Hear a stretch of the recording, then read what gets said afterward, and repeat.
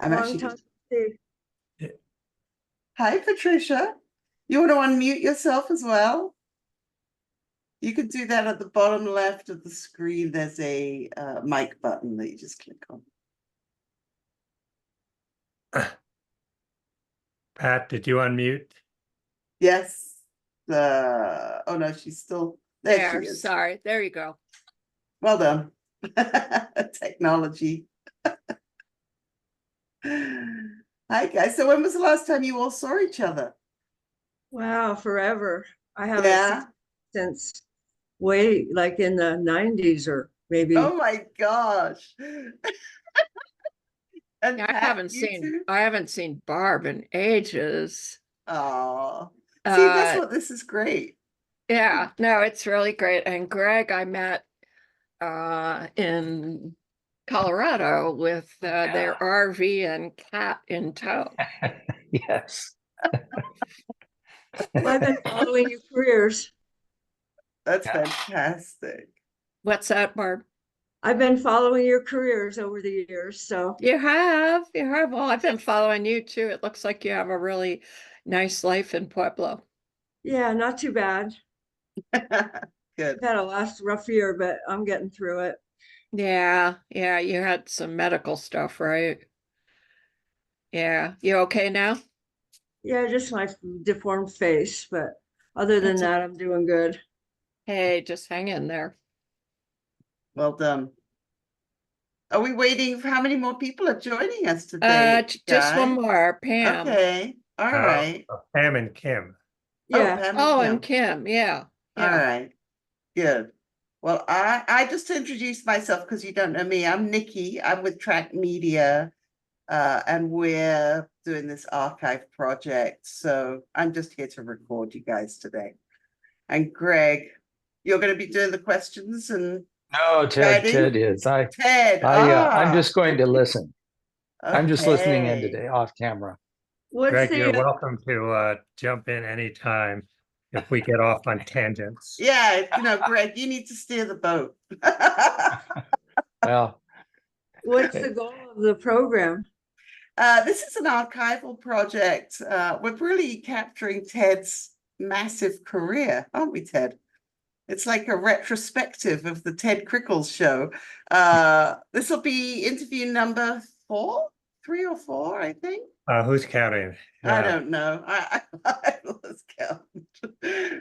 But this is to cover the segment of your time together, and really record it for prosperity and for the archive, the Public Television National Archive. And so that is a project that David Leroy kicked off. David is the founder of Track Media, and I'm just here to instrument the proceedings and leave you guys to it. Hi, Pam. Nice to meet you. You want to unmute yourself? There's a microphone button at the top, at the bottom left of your screen. You could just click on it. Okay, There you are. there I am. And hi, Kim. Video? Good morning. Great to meet you guys. Wonderful Hi. to meet you Hi, too. Barbara. Hi, everybody. Oh my gosh, how fun to see you guys. I know it's been forever. I love I know. it. Wow. Where are you? Uh, Where are you at, Pam? I'm in Durham, North Carolina. Wow. Very nice. So we have Iowa, North Carolina, Colorado, and then where is Track Media located? I'm in Tucson, Arizona. Okay, all right. Kim's Kim, in New you're in Mexico, Albuquerque. right? Yeah, I'm in New Mexico, although I'm in Colorado this particular day. So, but yeah, I'm living in Albuquerque now. Wow, so we're all Southwesterners Yeah, here. And Greg is not, and nor is Ted, right? Well, So we're where are you? thinking, Pat and I are actually married, so we've Oh, they're co-located. they're co-located, yes. I had no idea. So sorry. Although we met at KBDI, I think in Ah, 1979. romance in the office. Oh, Oh, no, I think It was he was exciting. hired as, I forget, you could tell the story better than I could, Pat. Oh, do you want me to tell it? Yes, Well, back then they had something called CETA grants that were training grants for people who are unemployed to get into careers. And I had just moved to Colorado and I applied for one as an administrative assistant. And I went to interview and got the job. And on my first day, I was at a desk next to Ted, and Ted was the volunteer coordinator also on a CETA grant. And he was on the phone recruiting volunteers, and I realized he was calling my home. And I had housemates and all that, and he was grilling them, and I'm going, wait, that's me, that's me. And he's going, shh, shh, shh, like trying to shush me up. And it That's took funny. about 5 minutes before he realized what was going on. No. And then I've it was never love heard at that first sight. story. That's fun. Auspicious beginning. Very well. Obviously, it's worked out very well. Mhm. Yes. So enough about us. So I thought we'd do is start. I'd send out some questions, and I'm going to try to facilitate, but feel free to just jump over me and interrupt and all of that. So maybe just start with each of you talking about what brought you to KBDI, how that happened. And I'm kind of looking at my screen. So Barbara, I may start with you. Oh, great. Okay. Oh, I was, I moved to Colorado in '79, and I was a filmmaker there and did video. And when I moved to Colorado, I moved to Boulder, and I was trying to find some way to get into doing media again. And it took a while, but finally found KBDI was in Broomfield. And so I started volunteering there on pledge drives and other things. And then I got involved with Teletoons and ended up becoming a freelancer. I worked with Pam on the energy projects way back when, and was kind of the start with that. But mostly worked with Teletoons and just stayed with it for a long time until I became, kept working for a long time there. And I should have thought of that ahead of time. Sorry. So what year was that you started? I think it was 1985. Okay, so we were on the air and Teletoons has graduated from FMTV, I guess. Yeah. And we were still doing, and then we were doing auctions. And I remember some really weird auctions that we used to do in the studio there. And it was just a lot. It was just really trippy. And, it felt like home to me, first place I felt in Colorado where I felt like I fit in somehow. And I just kept doing it and, learned all the different things there. Eventually, became a staff producer and did a lot of stuff there, but that's how I started. You were there a long time. I was there like, 15 years. Uh-huh. And I mean, I remember you as kind of the rock in production. I mean, you could do just about anything. Yeah, I had a lot of and I had a lot of ambition, so I just pushed through without any money, and I just would do whatever I wanted, essentially. And I liked that I was able to at Channel 12. It was like it was kind of like a free spirit for free spirits, for free-spirited people. Sorry, sometimes I don't sound right, Oh, but no, you sound great. I can hear you more clearly than I feel I sound. Let me come back. I have a lot of questions. I'm kind of feel almost like I could just stay with each person for a while. I don't know which is the better approach, but so your initial part was just starting with Teletoons. You don't happen to have a Teletoons t-shirt, do you? I might have something. Not really. Okay. Well, actually, I might have one, but it's a remake from the old ones. I don't have any old stuff. All So my old stuff fell apart by now. Greg is They intent did do on some finding any. redos. Kim, I'm sorry. They did some redos, Ted. If you want to call Kim White, we did a retrospective, and Sherry Burnson ordered a bunch of Teletoons off of that design, Teletoons t-shirts about 7-8 years ago, which would be more recent. So they might still have some if you wanted one. Yeah, Ted, there's a thing on Facebook too, is a Teletoons fan page. Teletoons, and they have all kinds of memorabilia on that site. I could send you a link if you want.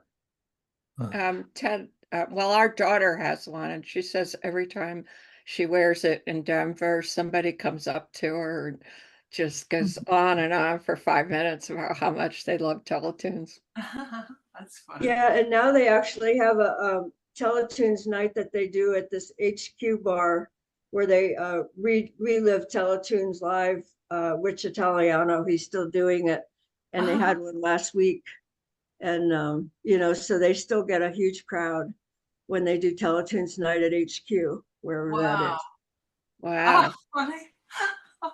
Barbara, it's interesting you started with Teletoons because I remember a few things where you were kind of instrumental. I mean, one is, you know, I think, developed a reputation fairly early on for working with the gay community, and some of the content that you created, which you frankly did on your own to some, I mean, you had the station support, but that support didn't amount to a ton. Right. I might call it freedom to do it, but can you talk about that a little bit? Yeah, I felt really lucky where, you know, when I would come up with an idea, and, you know, Diane, who was the person that was in charge at that point with production, would let me, you know, borrow equipment to go do things. And it seemed like it was a good way for me to bring in a lot of the stuff I had done in New York, which is activism TV, to Colorado. And it was especially interesting because it was Colorado was a pretty homophobic state back in the 80s, that's for sure. And so in 1985, 86, I think, I took a crew to Washington, D.C. for the March on Washington there. And we made a documentary, 500,000 Strong for Love and for Life. And that ended up winning a Corporation for Public Broadcasting Local Program Award. So I was really kind of proud of that. And then, you know, as the Amendment 2 stuff started happening, we followed that. And, you know, it was just an opportunity to, because I was involved with the communities, to bring people into the studio and or bring ideas into the station. Yeah. Well, I remember, and this would have been a few years later, and I think I talked about it, Greg, in our interview, but one of those pivotal moments was Tongues Untied, and the pledge break, the first pledge break that we did in that program, and I think it was, what was it, 95, maybe 91, that's what I've got down, where we had no idea what was going to happen. I mean, it was, you know, KRMA didn't want anything to do with the program. It wasn't as open an environment as I think it is today. And that was a pretty out there program. And the experience of just starting to talk and not knowing whether we were going to get death threats or what, and like going from, I felt like 30 minutes, just the phones ringing constantly, and one of the best pledge nights in our history. So I don't know if you were, I can't imagine you weren't there on that night. I'm pretty sure I was there. Probably I was directing, but you know, it was hard for me to be talent because sometimes it's hard for me to just talk in front of people. So still had that problem. Yeah, But I remember it was pretty exciting that it was so busy, and it was, you know, you had a lot of people that were calling it. I kind of remember that people were calling and, you know, saying horrible things also, you know, not only wonderful things, but yeah, pretty controversial at the time. And it was, I really felt really proud to work at the station during those times. yeah.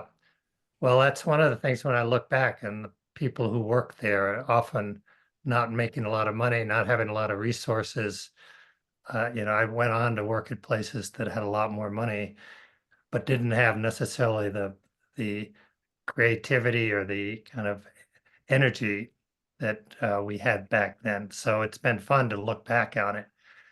So who came? And we're going to mix this up, but Kim, when did you start? I started in August of '89. And so it was just before, I think we were, because I remember 500,000 Strong, Gay Straight Can We Talk? I mean, so I remember and really it was Barbara that was leading much of that. So I came in the late '80s, and some might not know, I spent 7 years working at the competition at Channel 6. And so what drew me to Channel 12, this is a backwards way to come in, but I was very unhappy at Channel 6. And it's now under Amanda Mountain's leadership, it's a very different station. But at the time, it was very oppressive, quite a hostile work environment for many demographics. And I wanted out of there. And I thought, I was just so angry. And I thought, well, gee, a job opened up at KBDI. And I thought, well, I do know PBS. I do know production. And that was the job, to work in the production department. So I'll throw my hat in the ring. And so for me, I was just trying to get away from a bad situation, go to something that I knew. And it ended up being very, very different than my expectations. And so, I mean, Barbara worked there a long time. I was at the station like 35 years because we kept evolving. And it was just a fascinating place to work with colleagues that really challenge you, to have this open palette of what and who you wanted to be in the community as far as content. I think it was, I wouldn't say it was the only station, but it was probably one of the very few stations where that was the case. And there were times that I felt the growth was uncomfortable. In fact, I had a hard entry into the station, and I was more conservative than I thought I was. And I really credit my colleagues and certainly your leadership, Ted, for really opening my eyes. And it completely influenced how I led the station once I was COO, and then the president later on, completely influenced by the approach you had. And so it was just, I mean, what a great ride. I mean, it was one of the best experiences of my entire life. It really made my life. I love it. Well, you played a major role and kind of kept it together through some hard times. Well, let's see, we moved the station twice. Used to call Then it we did homeless TV. the analog to digital conversion. There was it was some interesting times, but it was because of some of those challenges that I felt my colleagues really rose to the best of their potential. And it was just, I mean, it was fascinating. And and Pam, you had just had your twins, I think, when I came onto the station, so I didn't get Yes. to work with you, although you were on the phone in my interview. I Yeah, had well, Bob. I worked on the 1990 Earth Day, That's right. Yeah. and then that was my final. I couldn't handle twins and working. It I was too I hard. couldn't imagine. That was impressive. But Oh, the producers, what I remember at the time, it was you, Carolyn Hales, Barbara, Gabi Deck, and later Danny Newsom, I think. I'm trying to think, I don't want to leave somebody out, but it was Tina Rakelli. right. There was a, what was his name? Hispanic guy. What was his name? Well, Danny Salazar was, Danny. Salazar. yeah, he was important. I mean, I thought he did He some. had left by the time I started, though. Oh, he had left. Oh. Well, he was finishing up, kind of like how you did, Pam. He was kind of finishing up one or two projects, but we didn't connect for long. So I don't remember him as much as I do, working with Pat and Gabi and Barbara, and Ted. Because we were there together, physically there Right. together longer. Where was the station when you arrived? Where were we relocated? We were on 15th and Stout. And Stout. Oh, I loved that place. Oh, you missed the time when we were on Federal. I did. You were just Station moving. 3 You were times. about to move to Federal, I think. Yeah, Yeah. that was That was That's like what, an old something. Safeway warehouse or something. It was, I actually, Right. I like the location. What, Federal? Yeah. Yeah, it had parking for one thing. That had fun. Yeah. Well, see, I like taking the bus. I liked being able to take the bus down. So Mhm. Pam, when did you start at KBDI and why? Are you asking me? Yes. Oh, okay. I was not living in Colorado at the time, even though I was born in Boulder. I'd just come back for my youngest sister's graduation.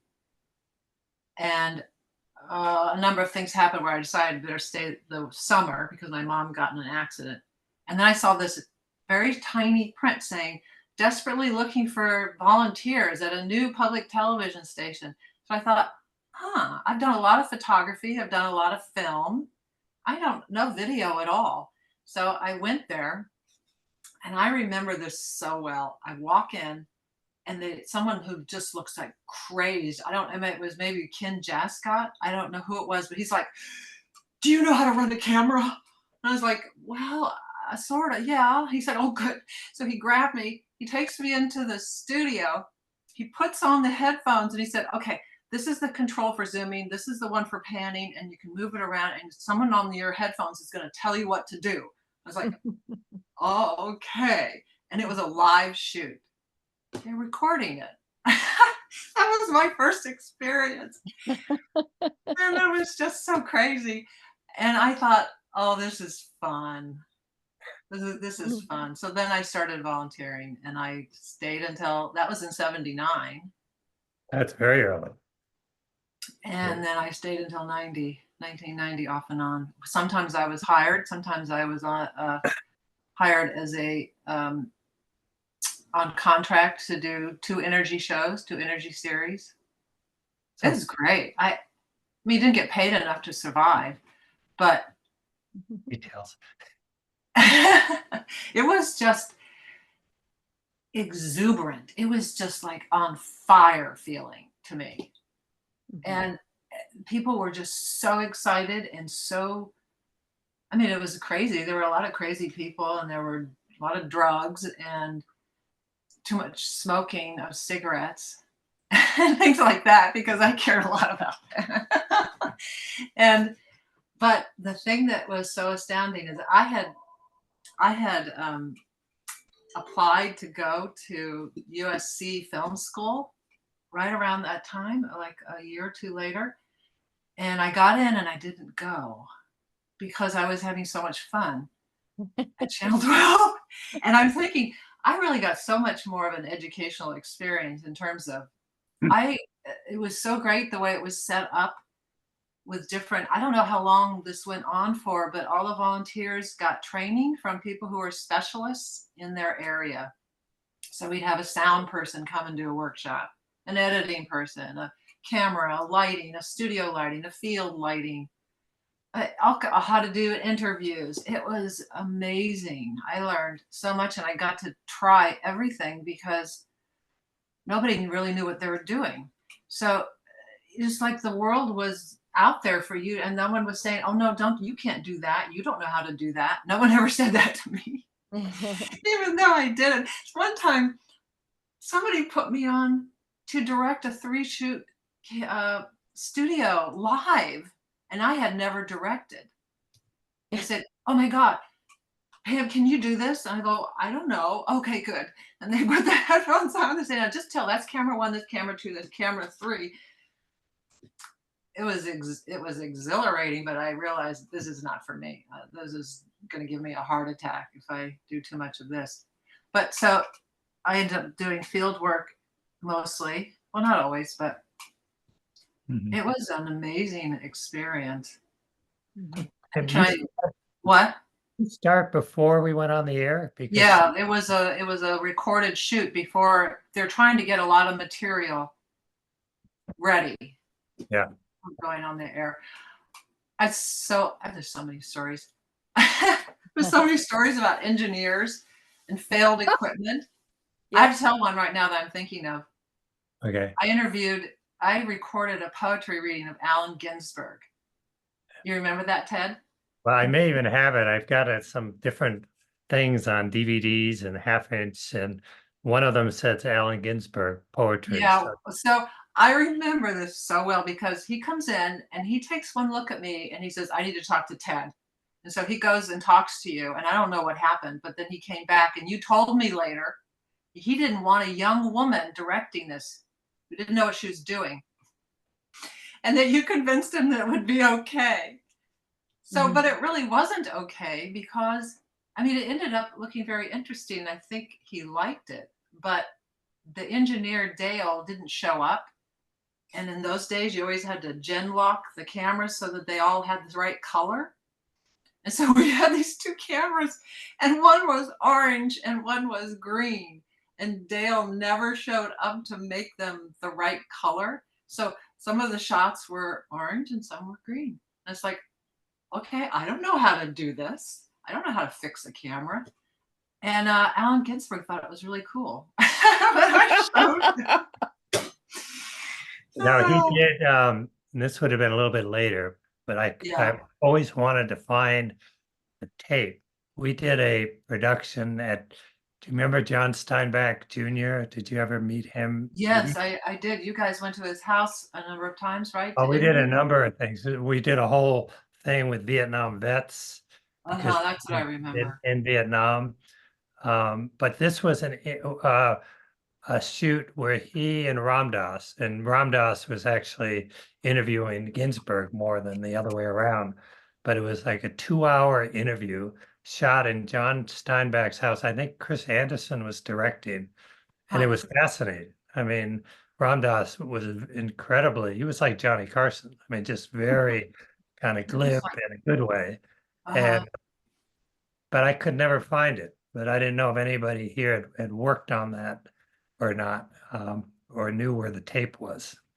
No, I just remember hearing about it. I didn't work on that. I did an interview with I shot an interview with Jeremy Landsman, the crazy engineer who ran it some of the time.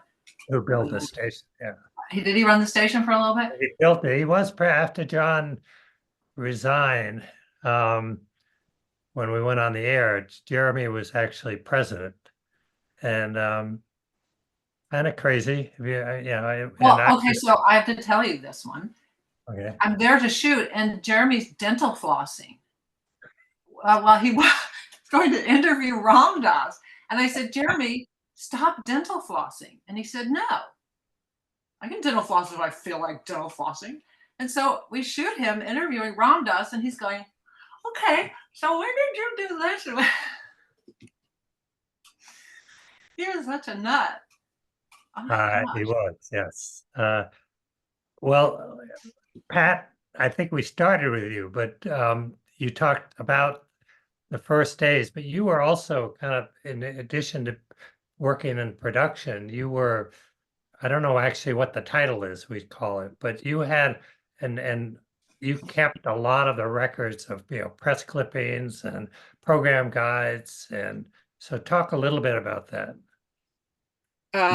Yeah, no, I started as the administrative assistant, and then I went on to do the program guide and all the promotions for the station.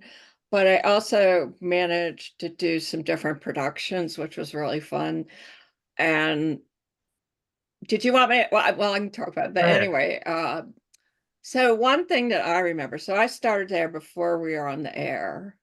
And there was a big legal battle with KRMA. They were trying to keep us off the air. And then all of a sudden, this person, Lorenzo Milan, flew in and he had found a legal loophole.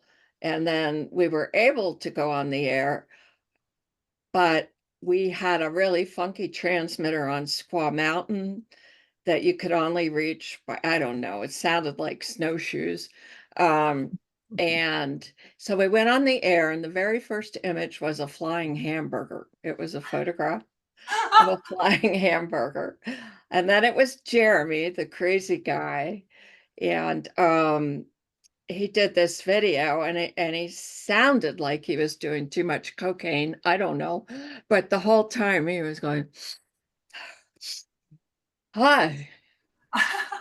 Guess you thought we wouldn't make it on the air, did you? Like that. And it went on and on. We didn't really have any programming. That was the problem. So it kind of evolved from there. But I just want to say one of the things that to me was that I'll always remember was a series we did on nuclear war. And Sylvia Angel, who was the development director, wrote and received a grant for, I think, $12,000 from Colorado Endowment for the Humanities to do 5 nights of programming on nuclear war. And I think it's hard for younger people to imagine this now. I know it is for my daughter and niece, but at that time it felt so real, so scary. Reagan was president, and it felt like we were just going to do it, and they were going to bomb us in exchange. And so we did 5 nights of programming, and I was a field producer. And it's something I'll never forget. We went into NORAD, the North American Strategic Defense Place, which is inside Cheyenne Mountain in Colorado Springs. They weren't going to give us permission at first, but then the office of our then Senator Gary Hart intervened. And so we went, on a little, it was like a tram or something right inside the mountain. And it was just like that movie. I can't remember what it was called with Matthew Broderick, where they're all, when we saw the controls, you could see, they're monitoring things all over the world. And we interviewed people. That was one thing we did. And the other was I went to Warren Air Force Base, and they have the missile silos, and we were able to go down into where the silos kept and see where they have to put the special code in to launch them against whoever, Russia and all, to the FEMA headquarters in Denver, where they had stockpiled enough food so that officials could live for a year. And I don't know, for me, it meant a lot to do that and to have the ability to do that. I had no experience, but I learned how to do interviews, and I had really great people to work in. Chris Anderson was one of them. And then we had 5 nights of programming and we had Daniel Ellsberg. I went back and looked at this, and all kinds of people from the World Affairs Conference in Boulder. We had music composed. We had live segments. We aired the war game from Britain. And I don't know, I was really proud of that. From the way I remember, it went really well. So that was the first thing I ever worked on in terms of production. Yeah, I remember the inspiration for doing that was going to, there used to be this thing called ascertainment hearings that all broadcasters had to go to, television broadcasters, and listen to the needs from the community or different community representatives or whatever. And the head of FEMA in Colorado spoke at one, and he was talking about nuclear war almost like nostalgic. Said it'll be like going back to the 1800s. And I was sitting there thinking, you kind of want this to happen, don't you? So that was kind of the initial kind of prod to say we really ought to do something. And then, Pat, you're right. Sylvia worked on the grant. I think it was the first grant we got of any significance. It wasn't a lot. It was like $12,000. And with that, we kind of put together 5 nights. And there were probably only about 100 people who watched it all, but it was, Ah, it was something I'm also proud of, but, so I'm looking back at the questions I wrote here to ask folks, and I think you've kind of talked about it, but which production, and Barbara, I'll go back to you. What is the one that you're the most proud of? I mean, you've mentioned a number of them, but if you were to pick the one that it's kind of if you wanted it to be your legacy. Well, 500,000 Strong was pretty incredible, but I also loved the documentary that I did on the battered women's movement. We got funded by the Target Foundation. And so we traveled across the country, searching out all these battered women's shelters, the first ones that in the country that started in the early 70s, and talked to some of the original founders of those. So that's I think that one was pretty monumental. We won an Beyond Emmy the Shelter Door, Barb? What? Beyond the Shelter Door, was that the title? Yes, Beyond the Shelter Door. And we won an Emmy for that. And, my co-producer, she passed a couple of years ago, and that was kind of her legacy thing as well. And I felt really good about that. I've been trying to get I've been working really hard trying to get all the stuff that I have in my basement archived and saved. So I've been trying to get I have the original transcripts from that are all typed out that I'm trying to get, to the National Coalition Against Domestic Violence to save, but they were in progress of moving, and then I had all my health issues. So I'll probably get back on that at some point. But between that and 500,000 Strong, I really feel good about that. And then after Amendment 2, we did after Amendment 2, we followed the case going to the Supreme Court, Inner Journeys Public Stands, following the gay and lesbian allies that stood up for gay rights, including the mayor of Boulder, Leslie Durgan, and the attorney that Jean Dabowski, who won the case in the Supreme Court, and then it was overturned. So I think I'm pretty proud of the work that I did at KBDI for sure. Should be. So tell me blanked on the question, but you actually have an archive. You have a website you shared with me that I've got to go through more. And well, I have a YouTube channel. YouTube channel, okay. So I'm going to get to Greg because he's been kind of looking at a lot of different stuff, anything I sent to him. So we'll kind of review that.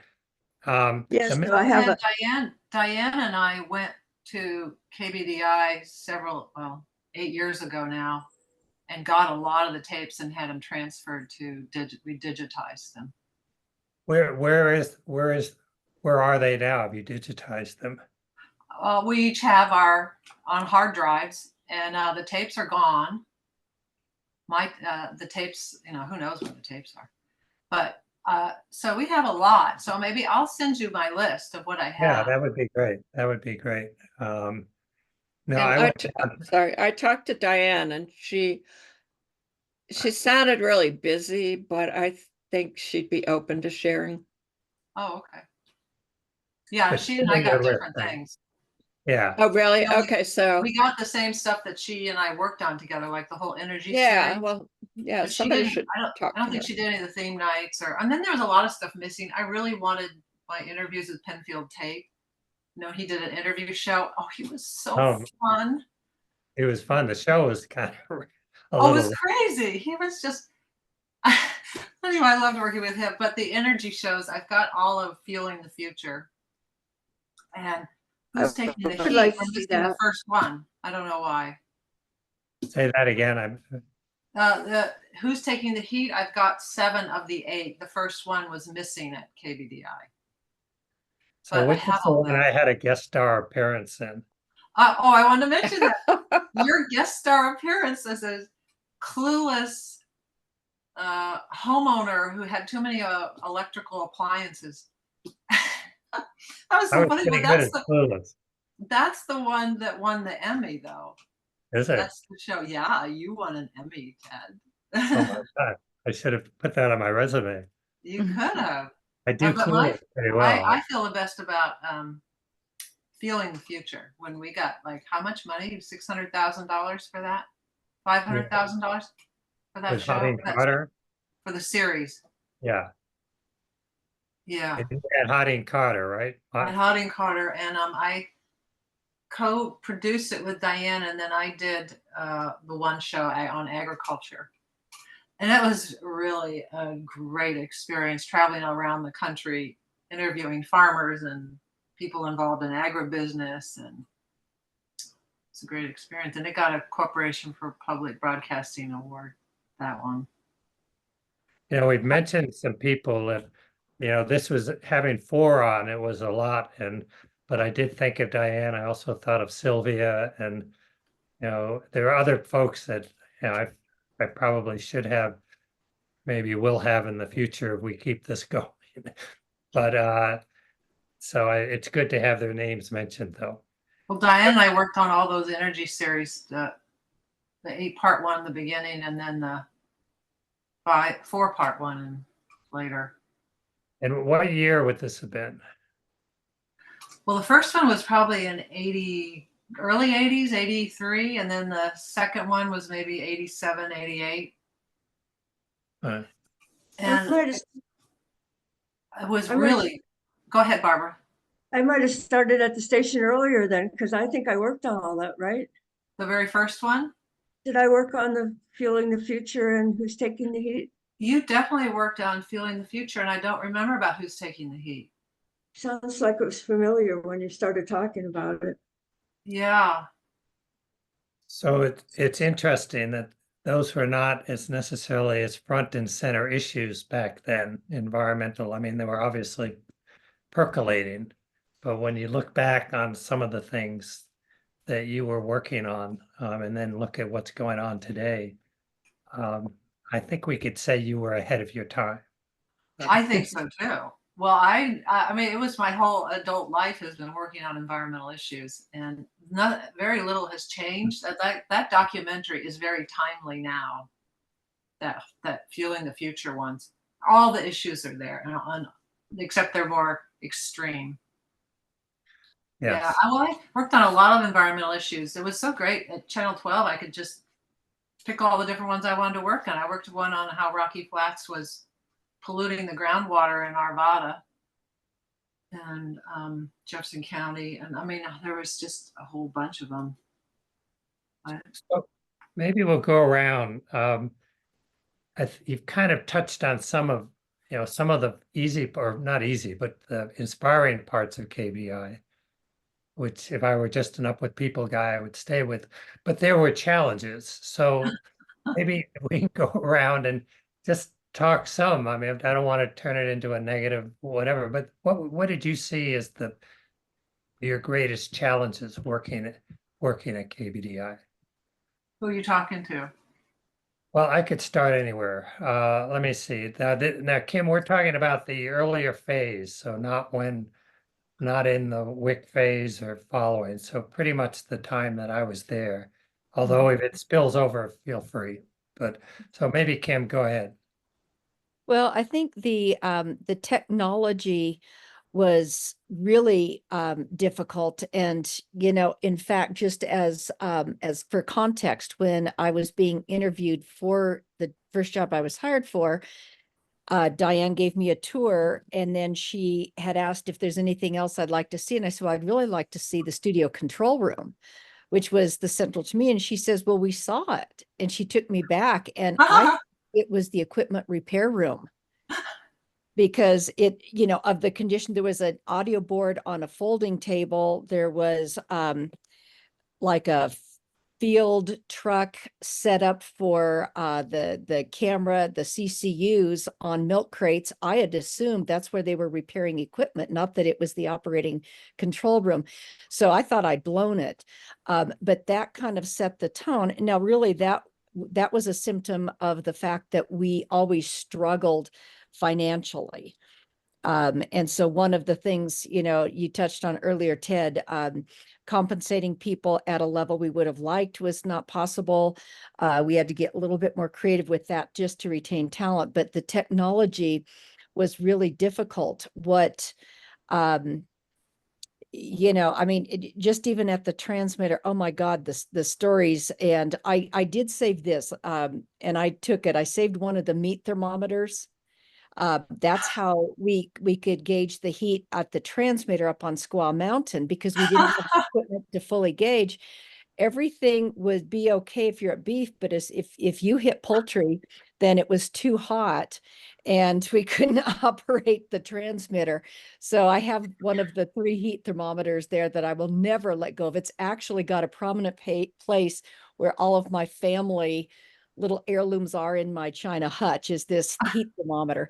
I didn't know that.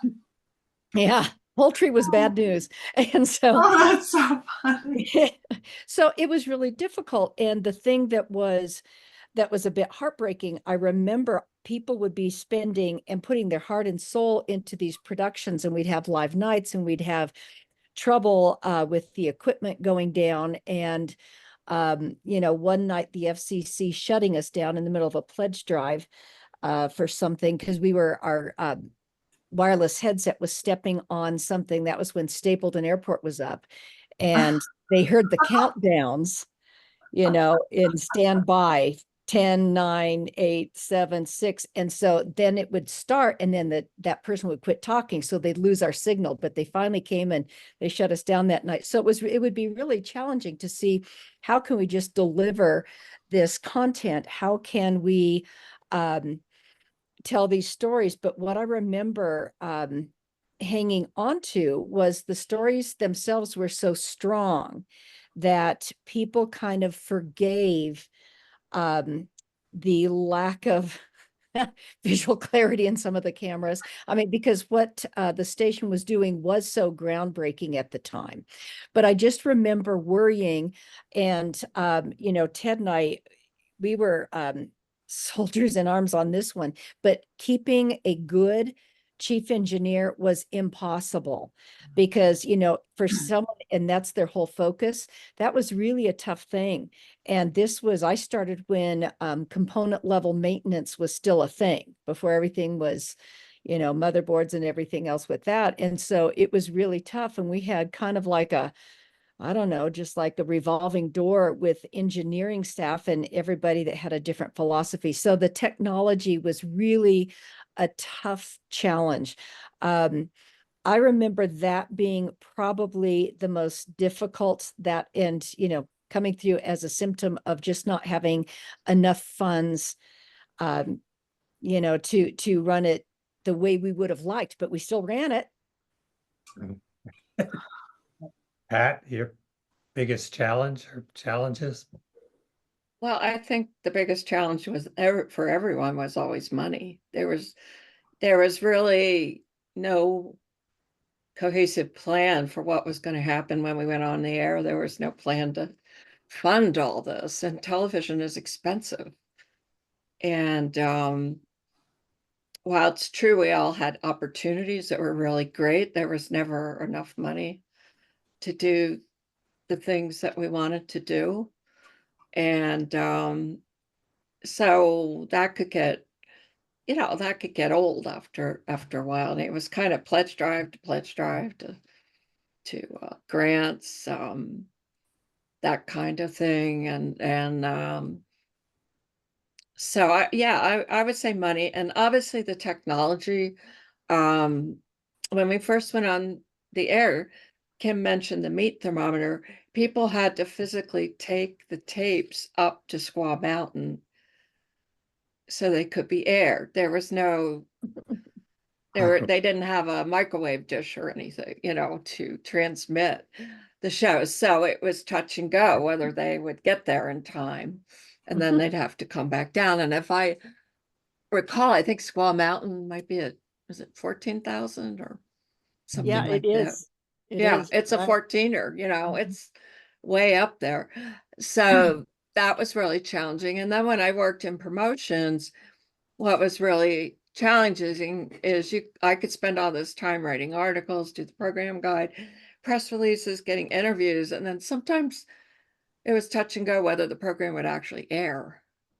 And then for me, that was really, really embarrassing. And the other Oh. thing, I'm sorry, yeah. And the other Oh, thing, no, I which, felt for you. yeah.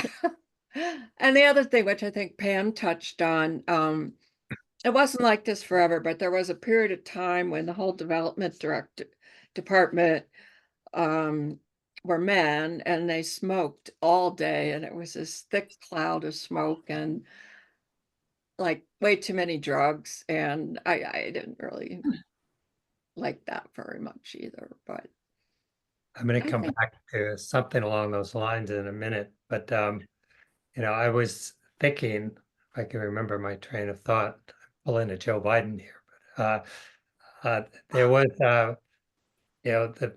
the challenge of, oh, actually, no, this is a compliment. We got a lot more press. When I went back, Greg, to do the first interview on KBDI, it had been like years, decades. And Pat had kept all these program guides and press clippings. And we got a lot of press, it seems like. I mean, we got notice for stuff we were doing, partly because nobody else was, we were like a quirky story about what's going on at KBDI. And sometimes like a lot of praise for having the courage to do something that nobody else was doing. But it was, we did not lack for getting coverage from Dusty Saunders and Rocky Mountain News, Clark Seacrest at the Post, Joanne Ostro at the Post. So it was actually pretty surprising when I looked back on it. So anyhow, so good job, Pat. well, the other thing I wanted to mention, you notice that we're all women here, the guest people. Most of the production department, and Danny Salzer was there for a while, were women. And at that time, it was really hard to get a job in broadcasting, especially production, if you were a woman. I mean, they're woman on-air people. So I was always really proud of the fact that it was so open to women. I was going to ask that as a general question. So Oh, maybe okay. I'll ask that now. Let me know. I will, and then Barbara, I'm going to come back on the challenge, but they may morph together. But it was, I did notice when I was even thinking about who would be good people to have on this call, and I had a number of people, and they were pretty much all women. And we had on the one hand, John Schwartz founded the station, but never, did not have a major role in terms of the running of the station.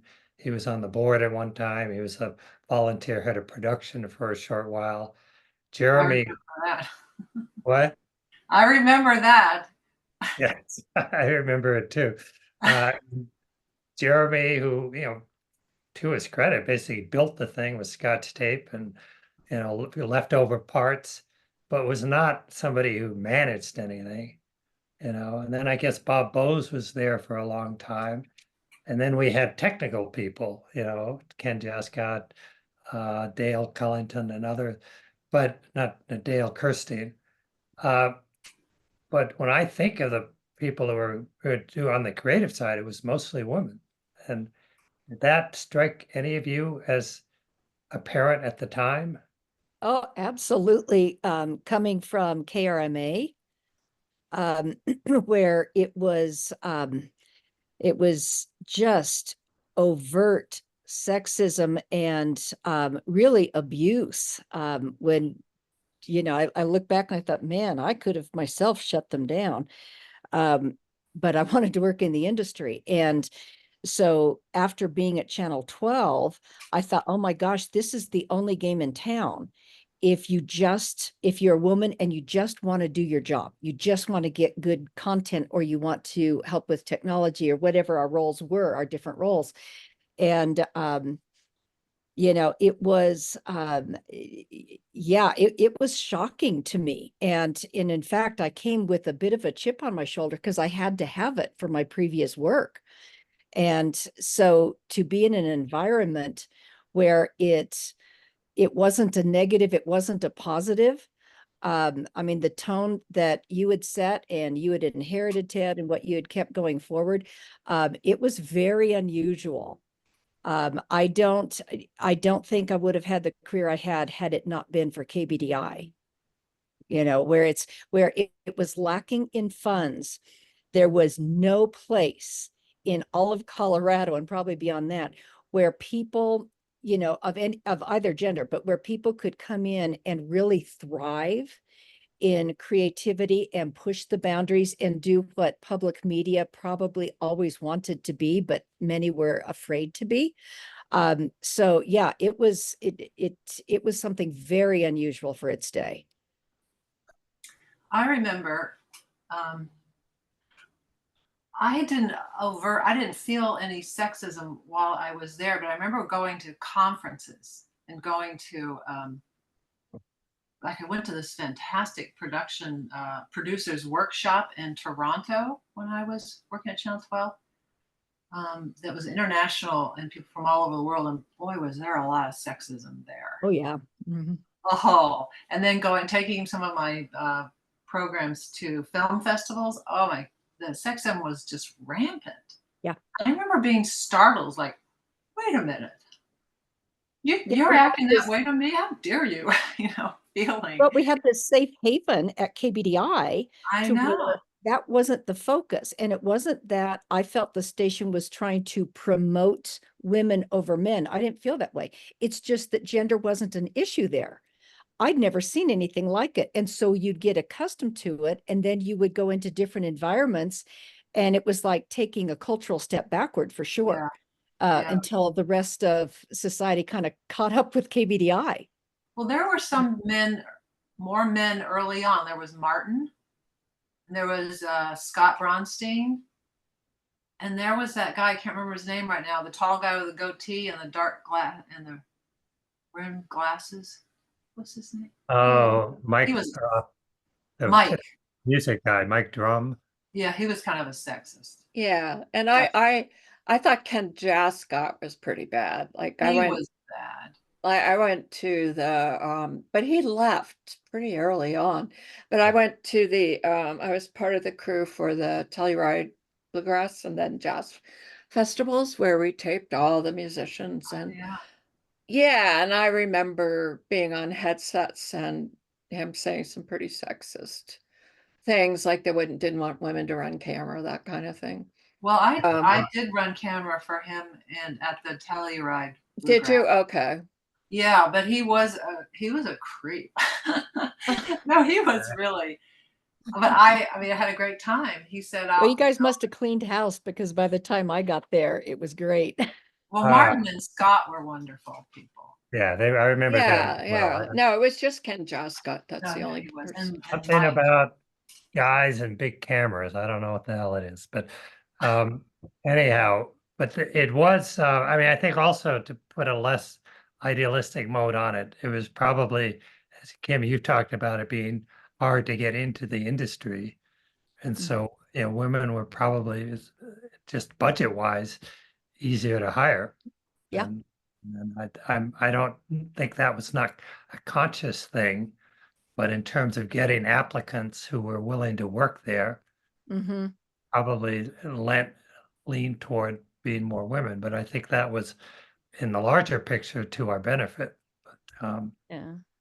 So Well, it was kind of interesting, and I apologize if I go into a freeze now and then. My internet connection is a little hinky here, but in hearing some of the stories that that Pam and Pat were sharing, you guys must have cleaned house by the time I got there. But that's true, and we had a tendency to also be able to afford those that didn't have as much experience in certain areas.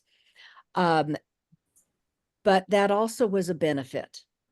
You know, we didn't have somebody that was jaded or something like that. I mean, it was a benefit. And I think what we learned to do early on was to just take advantage of the situation we were in. And, you know, PDP, as a PDP station, that held so many restrictions. Well, we just decided to run with it And so we took advantage of the things that might have been originally perceived as deficits, the lack of finances. Well, okay, we've got people newer into the field, people that really want to be here.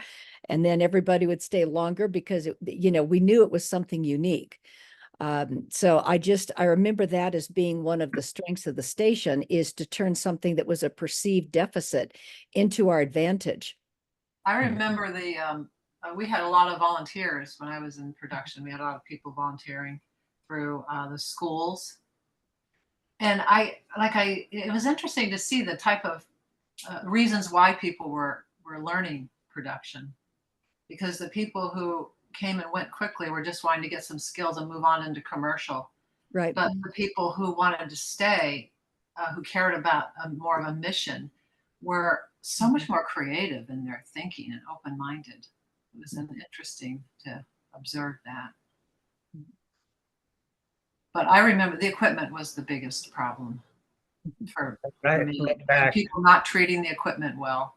Having somebody take it out, you've planned, you've scheduled, someone takes it out the day before and it's broken, or it's not working, or some parts missing, and suddenly you're out, you've got a scheduled production, and it's like, now what do I do? The camera's not working. I want to throw out another challenge. When I look back I think I was not as aware as I could have been, but I think we were lacking in diversity, and we had some folks who maybe weren't appreciated as much as they should have been. I think maybe Danny Salazar, for example.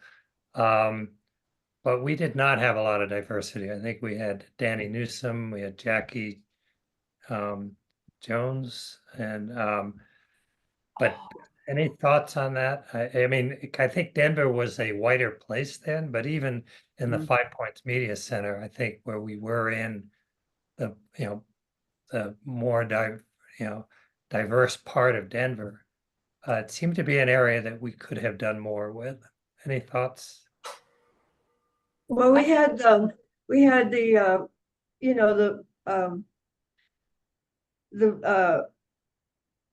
the black guy, can't remember his name, that used to do the music video show, that he had a show every week for many, many years. Floyd. Rhythm Visions.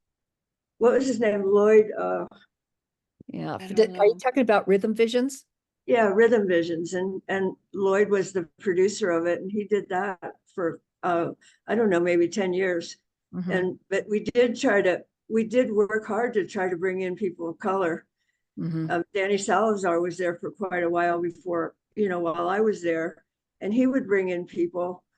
And I think when we had a lot of volunteers and when we had a lot of interns, a lot of those people were people of color that we used, and they did stay, but I think a lot of people didn't stay because there wasn't any money involved. But and they did learn what they could learn, and then they moved on. For sure. Good to hear. And then we had Penn Tate's show. Penn was also on our board, and Penn was the mayor of Boulder for a long time and a real character. I remember when he was going to the convention to nominate Jesse Jackson. Yeah, he sent us to the convention in 1988. I think we followed the Jesse Jackson contingent there the whole time.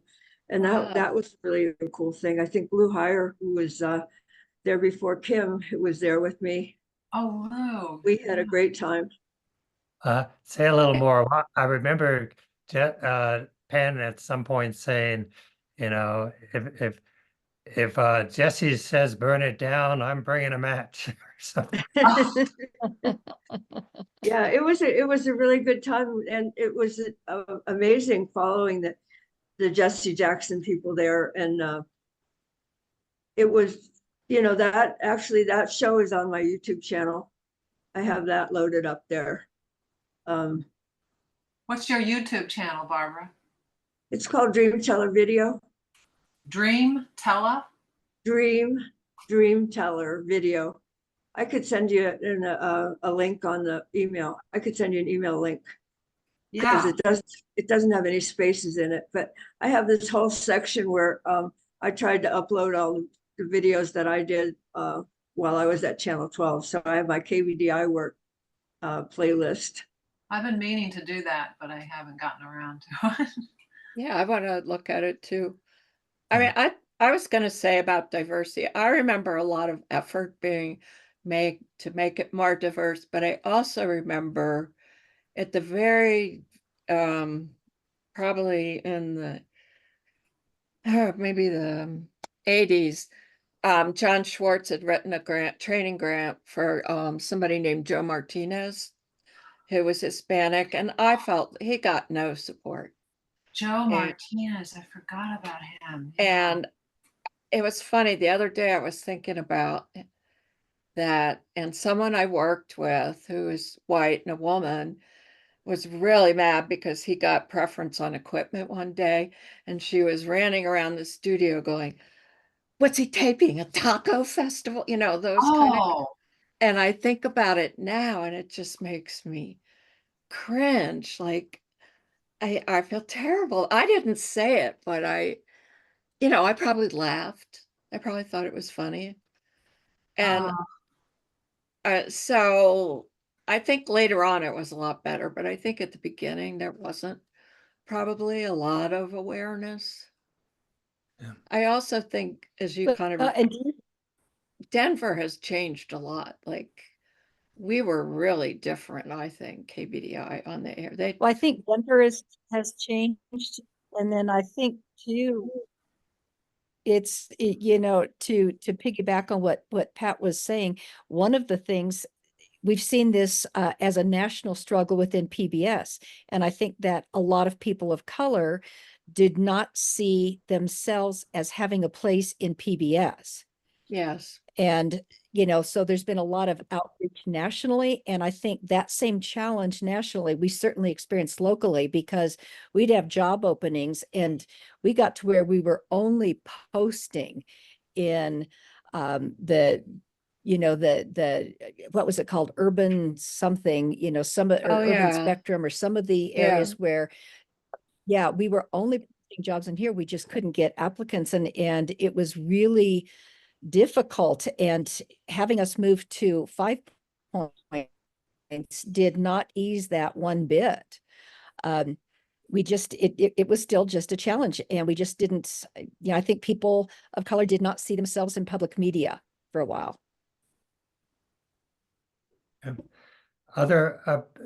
Greg, you've been a very quiet listener, and did any of this to bring up any questions or thoughts? Well, I had maybe a side question, and Pat, maybe it goes to you, but can you tell me a little bit about the logos Sure. and how they were developed? for free. We used to, so that was the first KBDI logo, and we used to call it the flasher because he looked like a flasher.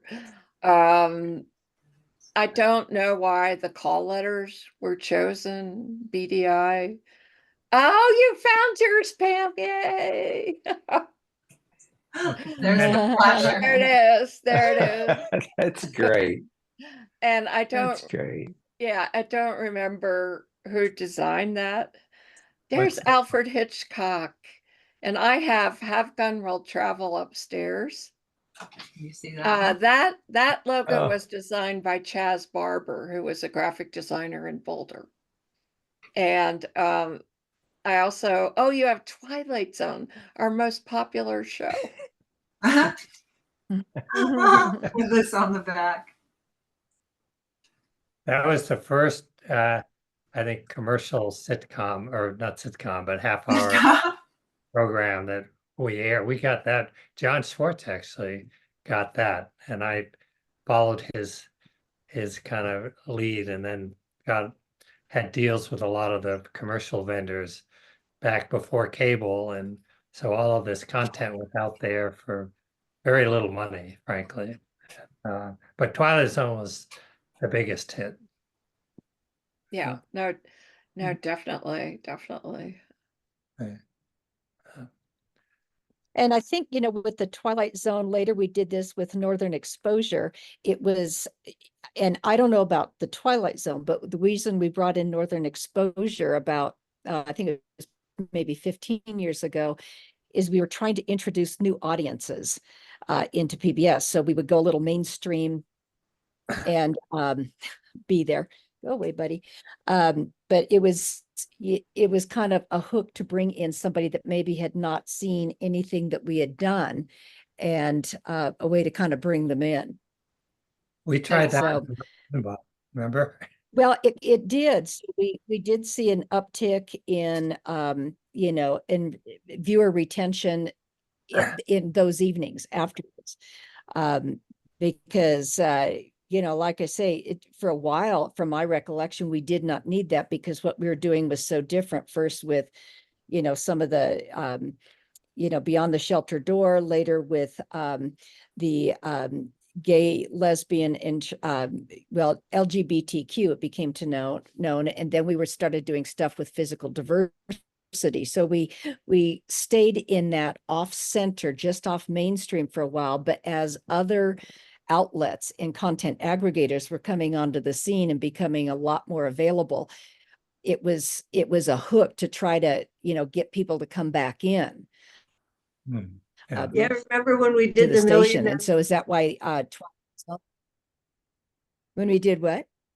the Million Man March stuff, after we moved to 5 Points, we would try to engage the community. And so we, you know, Brother Jeff, we would have him on, and we had a lot of different Black leaders on after we moved there to try to integrate them into our community. But you don't think it worked very well? Well, I You think don't. it did. What's that? I'm sorry, it was cutting out. I missed your question, Barbara. Oh, I did. Didn't you think that worked well for bringing the Black community in?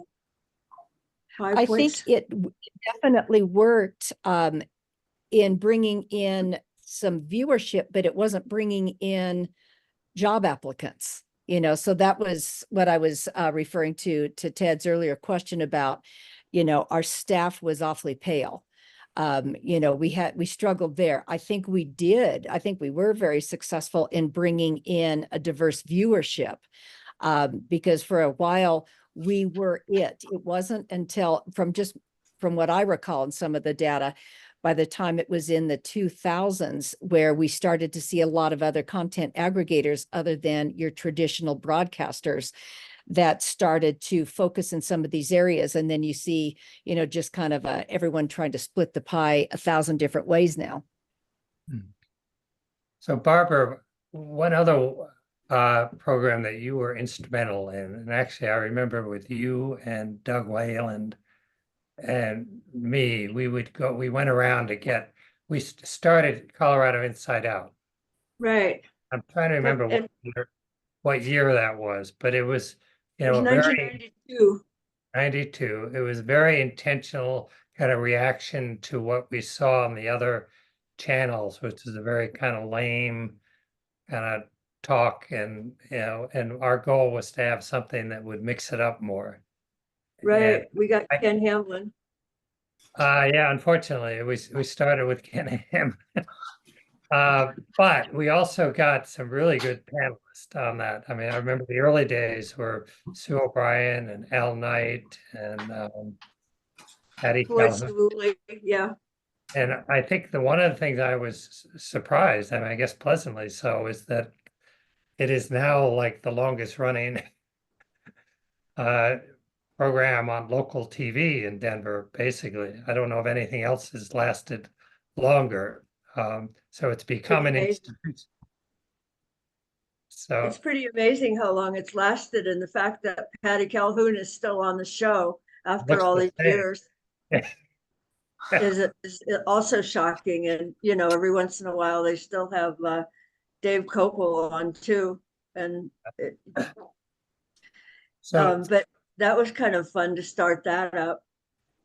Well, you worked a lot, and I remember I watched as part of my prep. There was a Peter Boyles, who was at one time the host of CIO as well, did a retrospective on KBDI, and I think Kim, I don't know if you were the manager then or Wick was, but it was a call-in show. Peter Boyles hosted that Kirby and Nick Frazier were in person on, and I was calling in from Penn State at the time. And it was kind of a funny retrospective of some of these programs. But your name came up as somebody who played a key role. You were really the person who kept that show. I mean, did a lot of the directing and producing, right? Yes, I was the originating And- producer. I produced it, until I left the station, for, I guess that was 18 years or, Yeah. well, 8 years. So, yeah. And it was it ended up being what drove me away. But, after a while, I got so tired of doing talk shows that I had to, go do something else. But it was pretty amazing for a long time, being the voice of, and being the, just to have a voice in local politics like that was pretty good and I thought the station got a lot of reputation from it. Yeah, I And think we brought a lot of attention to a lot of issues that we really needed to address in Denver. And I think we were part of the change that created the new Denver too. What we did at Channel 12. The Overall. theme nights were sort of that way. The theme nights we did for a while. Mhm. That was really interesting. Yeah. Picking a subject and then really delving into it and doing little mini documentaries and then having a live discussion about it, about local issues. I That's one of the things in terms of the challenges that you were talking about earlier that I didn't get to mention about. Oh, I'm sorry. Go ahead. But one of the things that I think made it good for me was the lack of money and all that stuff, because I didn't care about any of that stuff. All I wanted to do was produce content.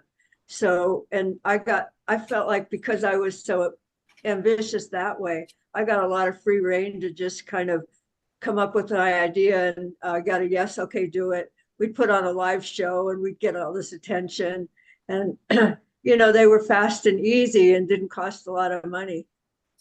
Well, Barbara, to kind of give you your due here on this, it's not that you had free reign just because there wasn't anything else going on.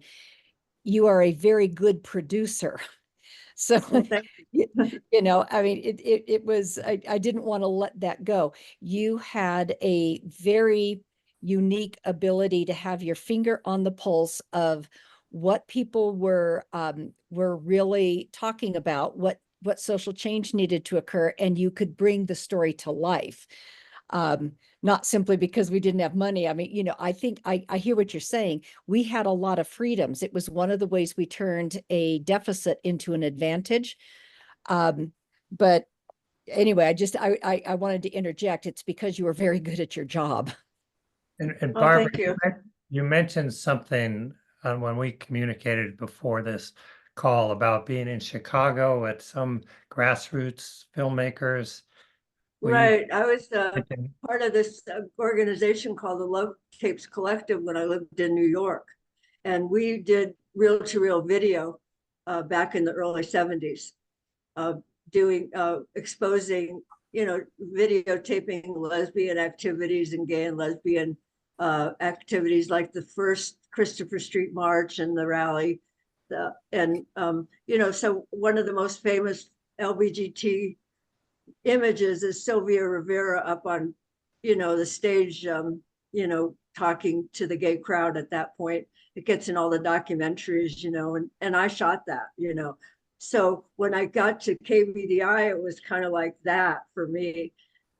But when I went, so we got invited, me and Tracy, to the Chicago Media Burn symposium on Video Freaks. So, and while I was there, because I had worked at KBDI, all of a sudden people liked me because they knew KBDI from the 70s when we put Deep Dish TV and Paper Tiger on the air. And, there was a picture of they had in one of the videos that one of the video freaks from upstate New York had is shot of the KBDI truck in Washington, I think, or something, went to some protest in Washington. And the KBDI truck was there filming it. And that was kind of fun. So Dee Dee Halleck, Kim Blueberg, and some others, the original Video Freaks, and all these people were there that started reel-to-reel video in the 70s or the 60s and 70s. Do you remember was- the week? Well, I don't know. I was there. Were you there? We did a weekend once of just independent work, and these independent producers came from all over the place. We had the parking lot. This was in Broomfield at the time. I don't know if any of you. When was that? I can't remember the year, Pat. I don't know if you remember, but it was. I remember Kim Spencer was there, and the guy from Chicago who started the '90s was there. Right, the Skip Video West. Miller. But so it was basically like a camping for 2 days, and they all came, and all we did for the weekend is show independent video work. We like preempted all our programming, and it was kind of cool. I don't know again if anybody was watching. Well, that was when Doug Cruikshank, did you guys know Doug Cruikshank? Oh, yeah. Yeah. So it would have been, he was only here a year because the He was funding only ran- at KBDI a year? Yeah, what I remember is they had only, I think it was John, they only had enough money for 1 year. Yeah. So Ted, did you tell Greg about your coup? Which coup? When you when you and Martin got together and called all the staff together and decided to boot Tony Esposito? Geez, I don't remember all the details. You there. I don't do remember that? I remember that very I well. do You and remember Martin- Tony was out of town. That's always a And good you time. you and Martin decided, okay, that's enough. Let's boot him. I didn't realize I don't remember Martin very well, but I do remember that Tony was a terrible manager, Oh, he was awful. and didn't really have any sense of what the hell we were doing. And it just kind of built. I wasn't particularly into power. I mean, I was the head of programming, I think, at that time. Well, that's when you took over the station, isn't it?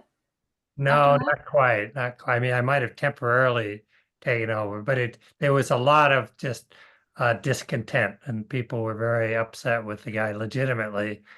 And I think he used to just rant and rave, and He was drunk half the time or on something. the only reason he was hired was because he worked at PBS, which Yeah. I came to realize later, being closer to PBS, that's not necessarily a credential, but it was at that point. I know a lot of great people at PBS, but anyhow, he wasn't.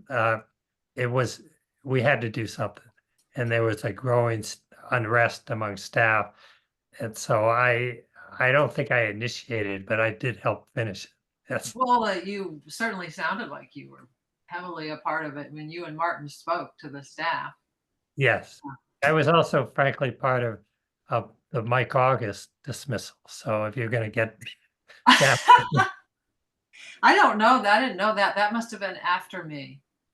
yeah, well, that was after Esposito, yeah, and he was Oh, no, definitely better than August, but I don't remember the details, and it may have been not a good thing, but it was an incredibly hard place to manage or to work at, and I mean, I think I found that out.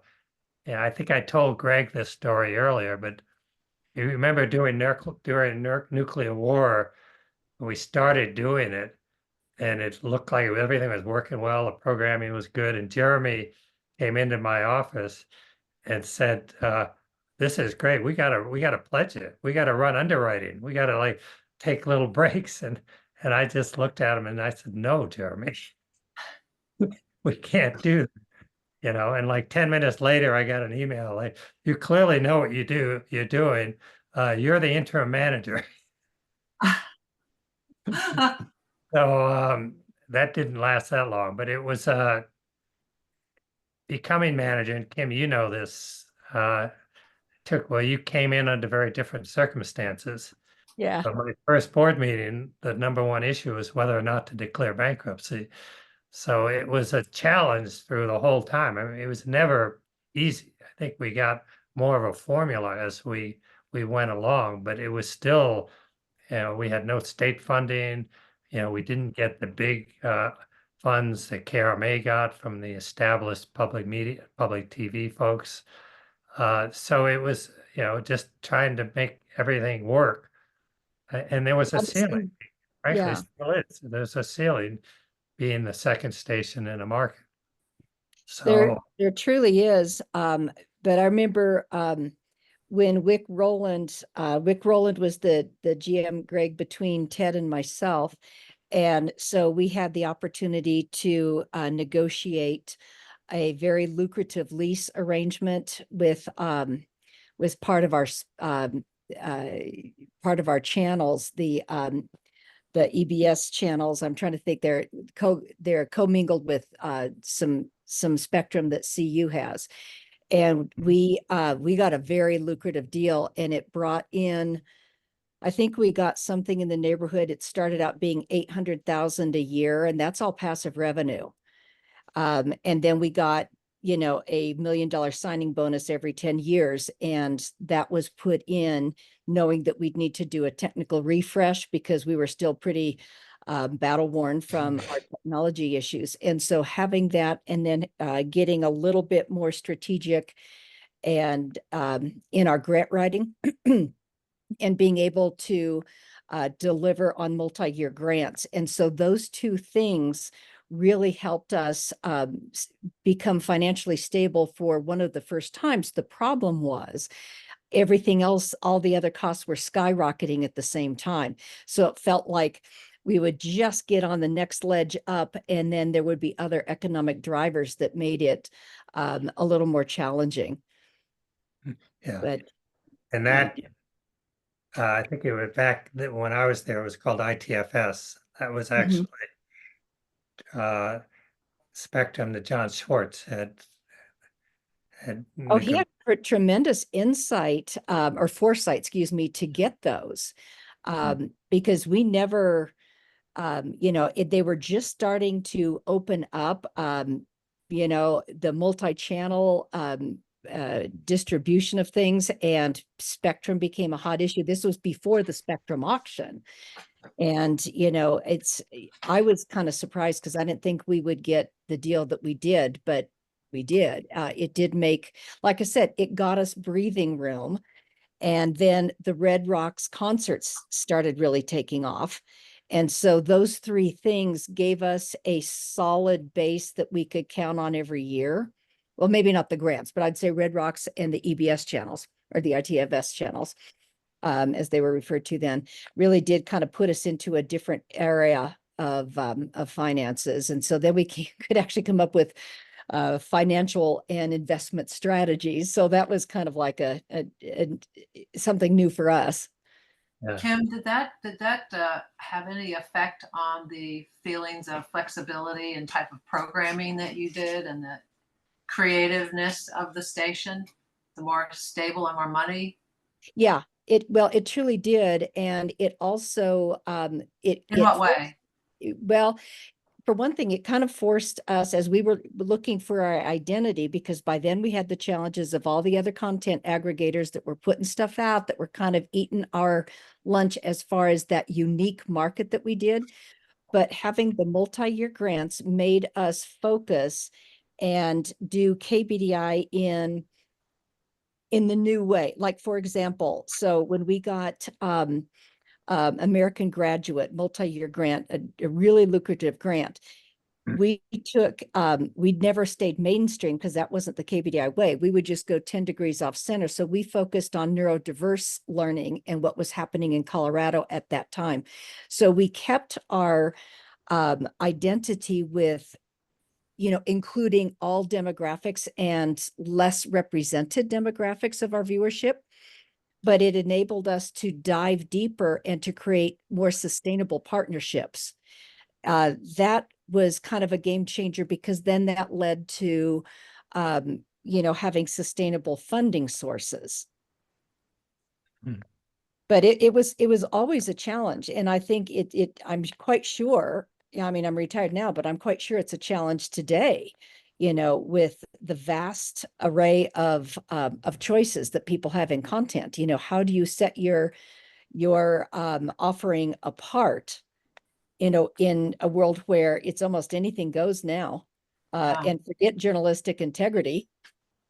Well, I mentioned doing interviews for each of my stints, and the last one was at CPP.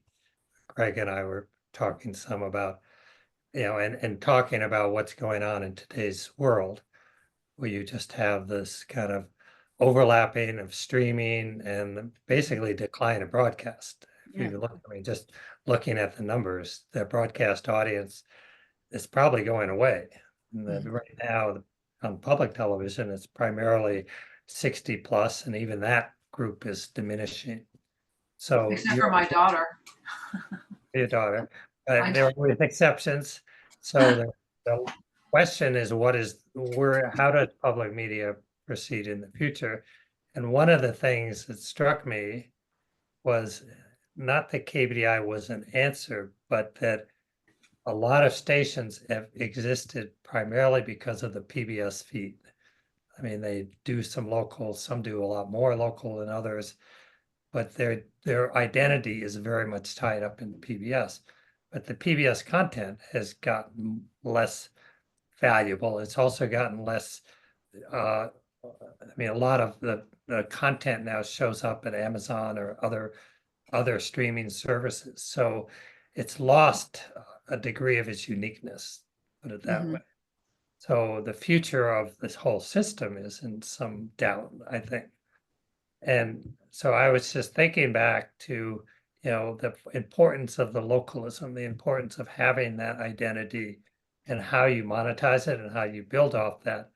But that spirit is probably could be the spirit of the future, not the past so much. Easy for me to say because I'm retired, but that would be if I were Well, looking but at it's still the hot issue. And I'm a couple 3 years away from it since I'm no longer at KBDI. And I remember thinking the only thing that we had unique as a broadcaster was the ability to do live call-in.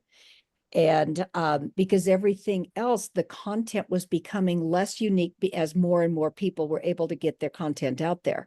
And so, I remember talking with Colorado Public Radio and KUNC up north, because they already were retaining and growing their audiences. And why was that?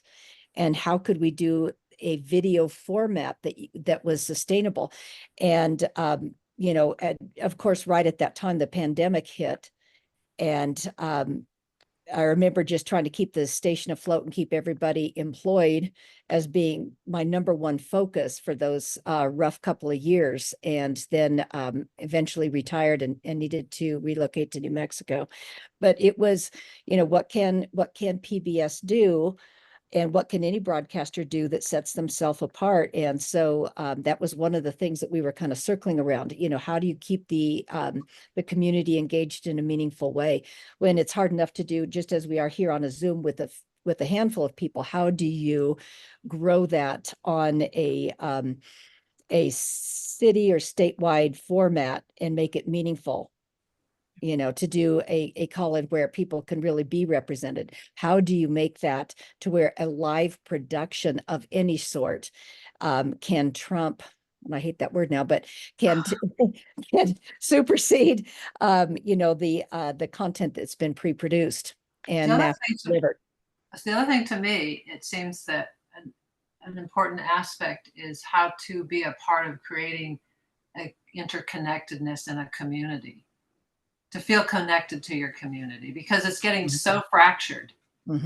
And it's like where you are means nothing almost anymore. How do you rekindle that? How do you pull that sense of community back together? And it seems to me one of the only places that can do it is a local PBS station. Yeah, I would don't want them to disappear. Just somehow figure out how to do that.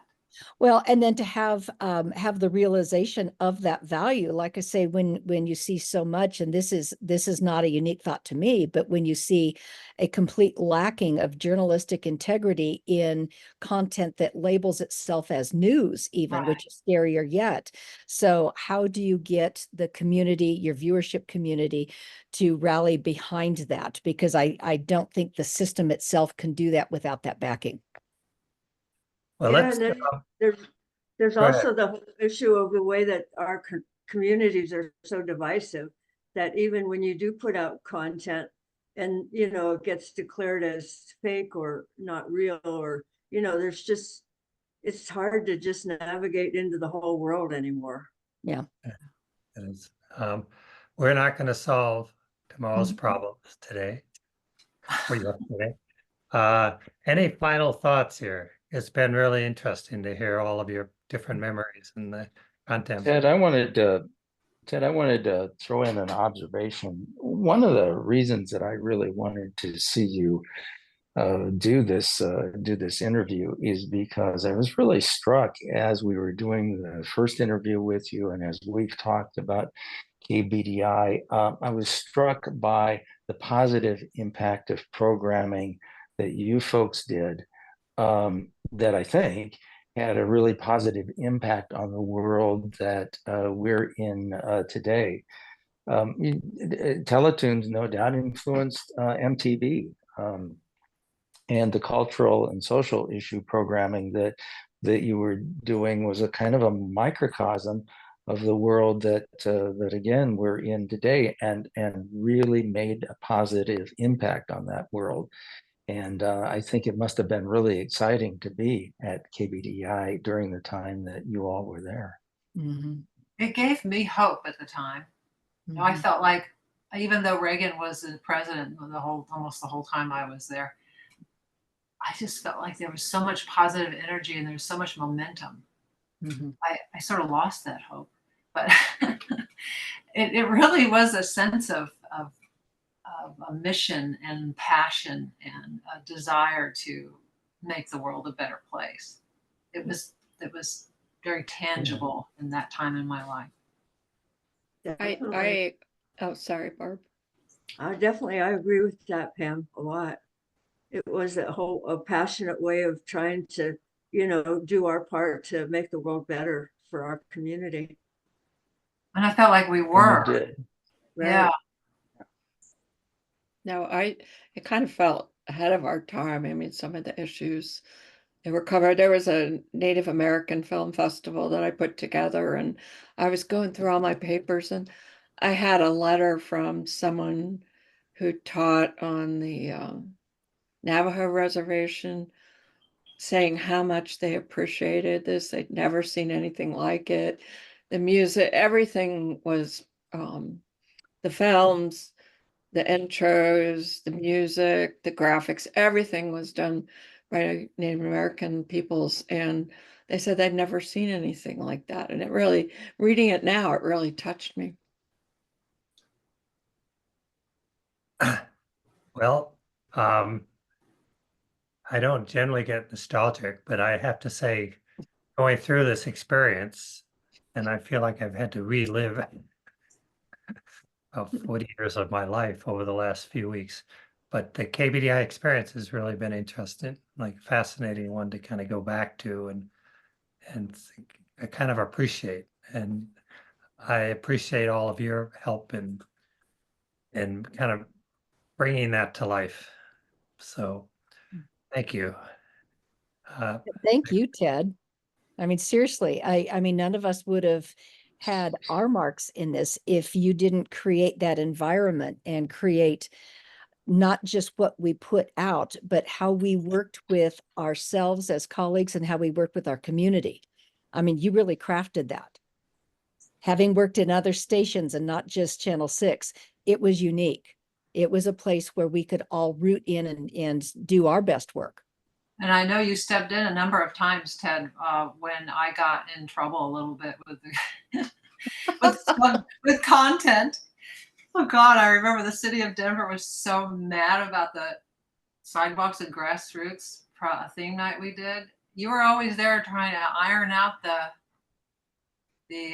reactions, keeping people from getting too mad at us. I appreciated that, and that you never got mad. That was nice. You're very. I mean, I know you get mad, but I mean, as a manager, you kept your cool. Yeah, yeah. And that show I mentioned with Peter Boyles, he referred to me as the suit. I don't remember wearing. I maybe wore a button-down shirt and pants, and that might have been somewhat out of the ordinary. But So I have a VHS tape upstairs that says the Ted's exit tape.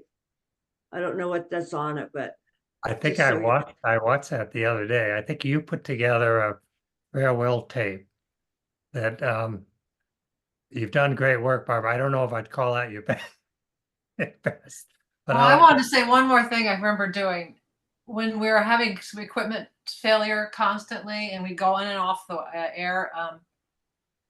Oh God, I forgot his name. Max, one of the engineers, and I made this little video, this photograph we put up of him with tape all over around him, and then we'd have broken tape, and then he and I one night started writing jokes on it. I just remember on this broke tape, that was what was being transmitted, was this thing, and we would come up with jokes, and then I type in another joke, and then we started using it. That was just a funny side story. Great. Anyway, broke tape. Wonder where that is. I'll look for it. I appreciate. I think we've come to a natural conclusion. Anybody, did we leave anything out? Are you going to get off here and say, "My God, I should have said this"? I don't know how many stations did live music video shows that were all request anywhere in the world besides Channel 12, KBDI. No. Yeah.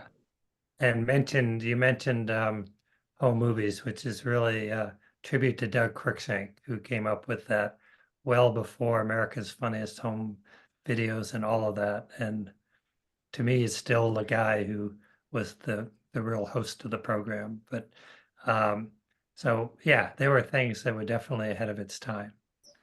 But as one of our board members, a consultant once told me, if you're ahead of your time, you're wrong.